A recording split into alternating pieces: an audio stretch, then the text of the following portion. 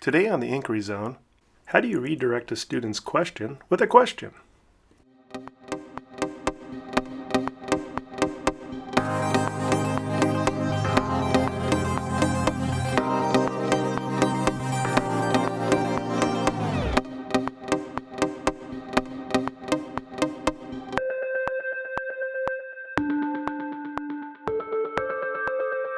Hello, everybody. Welcome to the Inquiry Zone. This is John Taylor, Director of STEM Education at ETHOS Innovation Center, and I have a very special guest with me today, who is John Moran, Science to Go Bus Facilitator. Thanks for having me here today.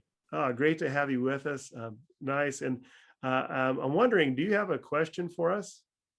A question. Do I have a question? Yeah, let's ask questions about questions. Very good. And I've seen you do this, where you'll take a question a kid asks and you'll turn it back into a question. All right. So how do you do that? How do you take a question that a student asks and turn it back into a question? Yeah, so a lot of times, students want the answers. They just give me the answer, go to the teacher, they're the source of knowledge. So, but in an inquiry, investigation, you want the students to be thinking. You want them to be Yes. asking questions to themselves, and so if they're looking for me to give them an answer, usually my first response is, well, what do you think the answer is, or what is your thoughts about it? So somehow to put it back on them that they have to verbalize their ideas. And so, right. They give them an insight, gives me an insight into what they're thinking, if they're pointed in the same direction I want them to get to or not. It's so funny. What came to mind was, I remember I was working with a group of students and their teacher, and quite often we try to model things. So I was actually modeling wait time and this questioning technique. And I asked a kid asked me a question, and I asked the question back. And guess who answered the question? Probably the teacher. Yeah, they couldn't help themselves, And it's so easy as teachers. We want to be, the source of all knowledge, and not in an inquiry. These kids need to work their way to this understanding, and this part of the process. And it's one of those things. I don't know how many, we've got colleagues that I've heard them say to us, well, my students complain because they say you never answer our questions. But so why would we want to do this anyways? What's your thought? We've already talked on this a little bit. Yeah. So, it's in my opinion, the goal of school is to have students learn to think. Yes. And how to question the world around them. So, it's they're self-motivated, they're the ones poking at how does this work or what it's all about. And so, you want them to be able to ask questions. You want them to learn to think, because this world we live in, there's going to be problems, and they need to be able to solve that problem. And so they have to be able to, do a little of that investigation and, know where to go. I've heard people say, this is the Google generation. Really, they can just look it up anyways. And so we shouldn't teach content, which this is not what we're saying. I do think there is a place for content. Kids need to know things, whether you can look them up or not. But it is about that process of learning how to obtain that knowledge. It is more useful in that we need people who grow up who can think through things. And I love it too, because it gets them to question everything. That even the responses I get to my questions, I'm wondering about that. One strategy I've used with students is it's kind of like that old horse whisperer thing. Whereas when a kid asks me a question, it's mentally moving alongside them, next to them, and I'm thinking, what are they answering? So like my first response when a kid asks a question is, that's a good question. So you're saying, so what I've done is I've given myself a break so I can think about what they actually did ask. And then I give some affirmation. Thank you for the question. And then I restate their question. And that's giving enough time for my brain to process it usually, that I come alongside and I think, I wonder, and go on. So when a kid were asking a question, in the end, I might just restate their question. You know, that really is a good question. As you're checking this out, I want to know what you find out. Or I might ask them, I wonder if, you know, you've given me this question. I wonder about this. And so I know kids are all, you know, like, Mr. Taylor, I came to you with one question and now I have three. But, you know, Yeah. So you want to encourage them to ask questions, and you know, but not necessarily, you know, it has to be that safety zone. You know, what is you know, as a teacher, we know the outcome we want. We got a certain goal in mind of what it is they're supposed to be learning in this process. So, you know, our questions should help get to that end goal, that the students truly know it.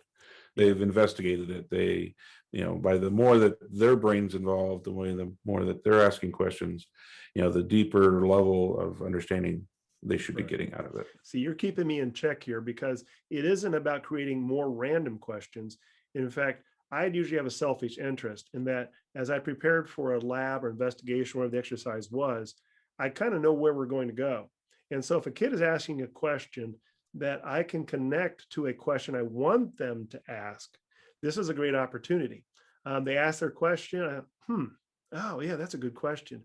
You know, it also makes me wonder, and then I interject that question, which is relevant to what we're doing, relevant to what they want them to find. And you know what? It's like, that wasn't Mr. Taylor's question. That was my question. And kids will take ownership of that. And I don't know how many times I've had that happen. Whereas the question that I wanted them to ask the whole time, that I gave to them indirectly, they're like, no, that wasn't Mr. Taylor's. That was my question. That's what I wanted. And it's like, all right. Students owning the idea, students owning their learning. Yeah, definitely. Yeah. And it really is, I think that questioning, it does allow our students to really go deeper in their understanding. In that if you have groups that are working like in a science investigation and you redirected back, but you've kept those other questions and you collect those. And those are ones maybe on the wonder wall or somewhere in your room, you're writing these down. So at the end of the investigation, we can say, hey, we answered this pretty good. What do you, process that. And, we've got these other questions. Are there any thoughts now on those other questions, which we didn't get to, that are valid? And we validated the student's question, because just like observation is a big question, you pointed that out earlier, questioning is a skill. We want these kids to learn also good questioning, relevant questioning, and knowing a question that you can pursue. That is not just an obvious thing anybody can do. That's a skill our kids will develop and should get very good at. We want them to question things intelligently. So definitely, yeah. So as a teacher, the bigger map. You know where you want to head, and perhaps your questions can tie into a previous lesson. So previously we studied this, and this connects to the previous learning, and in that master map that you have of where you want the kids to be, you can kind of help point them in that way. Without necessarily just saying, okay, here's the facts, have the students guide their investigation and to get to that goal that, you as a teacher want them to get to. Yeah, I do believe that if you want your students to think you're brilliant, be dumb in class, be an ignorant person at times, because it's that thing where they ask a question and then you're like, oh, I wonder this now too. If, like you're saying, if that other question is related to maybe something you did 2 weeks ago, and then you can take the kids through a thought experiment, like, no, wait a minute, didn't we just do that? And the kid's like, oh yeah. And then you start talking it through. And then in our ignorance, we've helped our kids make connections. It's just a completely switch. It's from being, I am the all-knowing teacher, Wizard of Oz thing here, to being, I am the guide. I'm the person coming alongside. I'm helping you with your observations, with your questions, as we formulate predictions and hypotheses and work our way through the scientific method. That I'm on here with you, and it's fun. The learning is fun. The questioning is fun.